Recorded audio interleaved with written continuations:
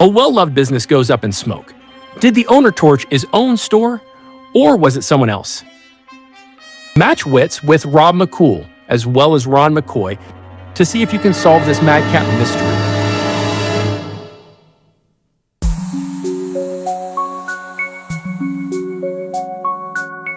Rob McCool's Madcap Mysteries, an RM production.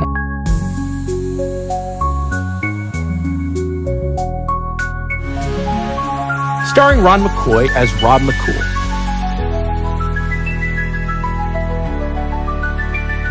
Tonight's episode, The Case of the Felonious Fire.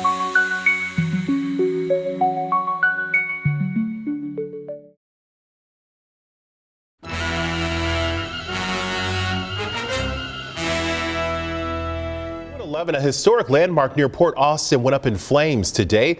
A major fire caused heavy damage to the 139-year-old Grindstone General Store. And a lot of memories are made here. We're just happy that the owner is okay.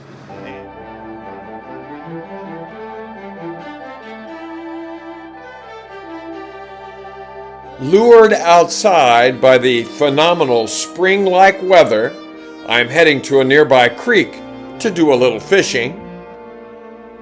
I've headed into the woods, and I noticed that the creek where I usually fish is still frozen over, so I'm going to have to abort my attempts. But as fate would have it, my cell phone begins to ring.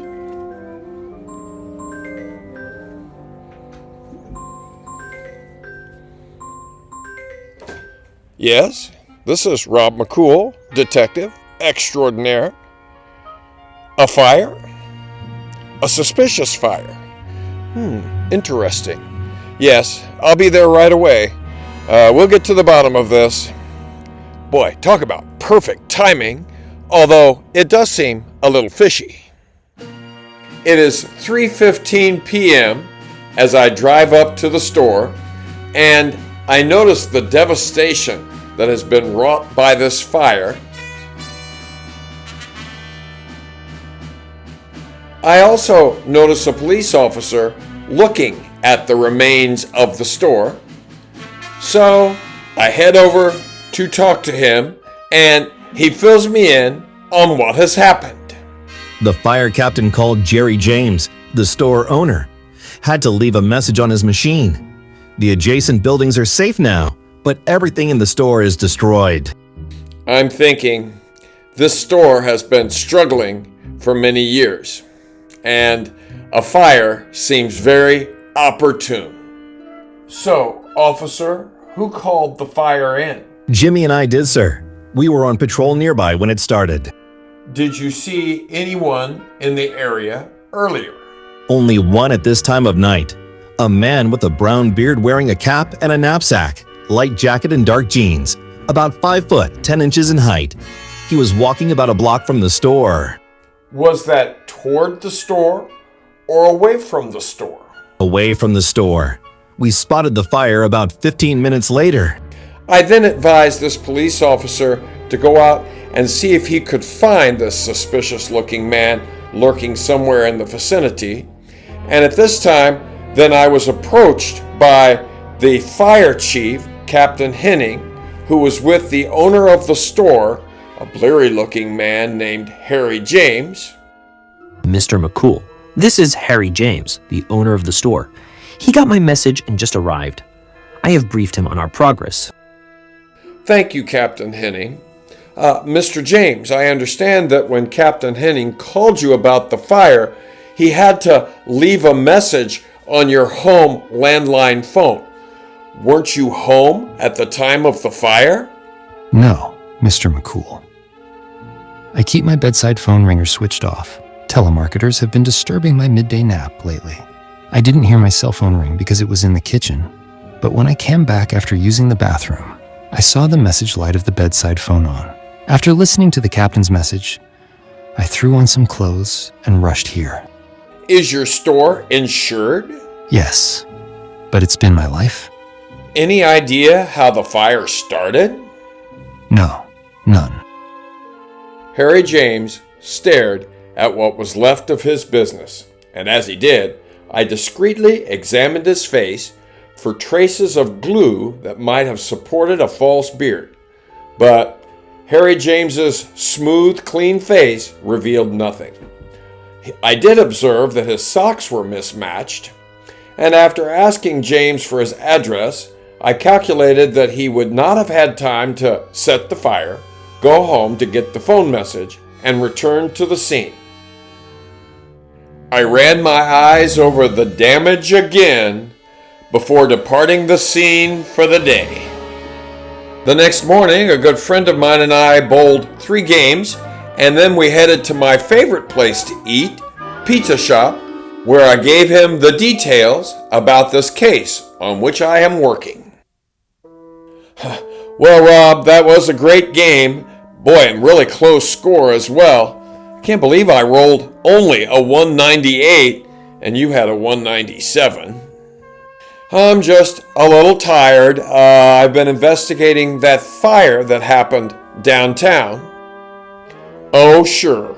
Always some excuse, like you have a headache, or the lanes had just been resurfaced, or you were up all night investigating some crime. Well, we don't know for sure it was a crime.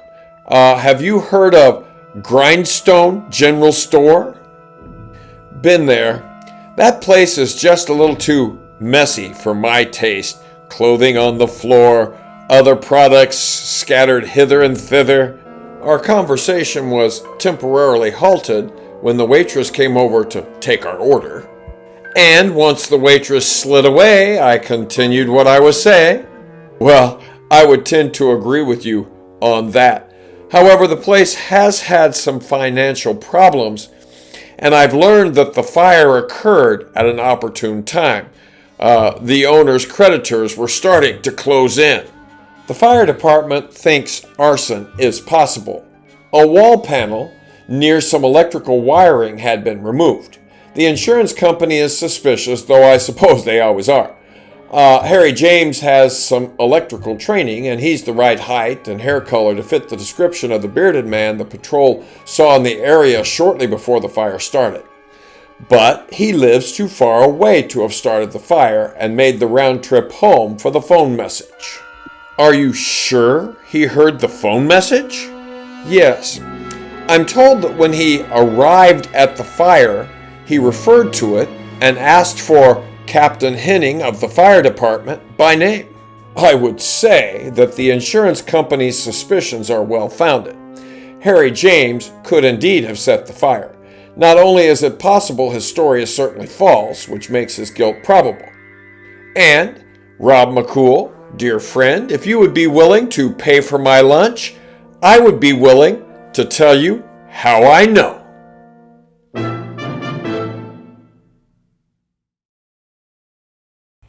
So, who did start that fire? What do you think? Be thinking about it, but in the meantime, be sure you click on like, subscribe, and on the notification bell so that you always know when I upload a new video. And now back to Rob McCool's Madcap Mysteries.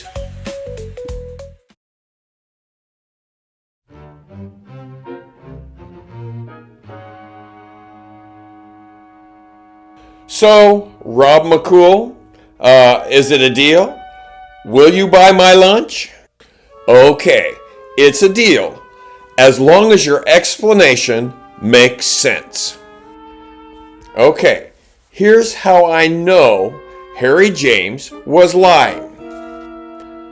So you told me that Harry James had brown hair, which matched the beard of the man seen nearby. A man with dark hair and a smooth face, at that time of day, must have shaved recently, which Harry James would not have stopped to do had he thrown on some clothes and rushed to the scene. The police and arson squad investigation revealed that Harry James was indeed the bearded man. He had shaved to get a closer fit for his false beard. After removing the panel and fraying some wires to start the fire, he had walked to his car a few blocks away and driven to a bar where he checked his message by phone until he found the message left by Captain Henning. He then removed his beard and changed his clothes in his car, carefully washing the beard glue from his face with a solvent before timing his arrival. So, Rob McCool, what do you think? Ron McCoy, your explanation does make sense. You've solved this case.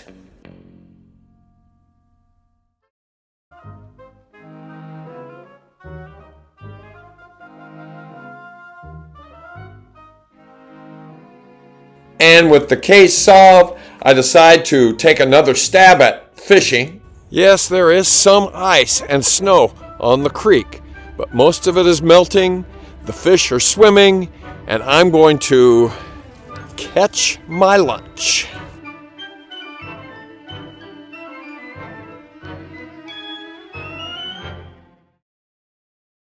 This Madcap mystery is solved, but be sure to join me in the next episode of Rob McCool's Madcap Mysteries.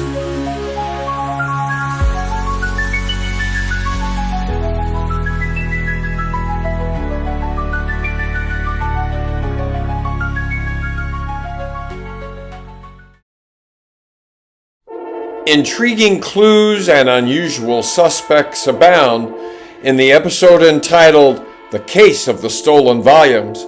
Yes, it's the next episode of Rob McCool's Madcap Mysteries.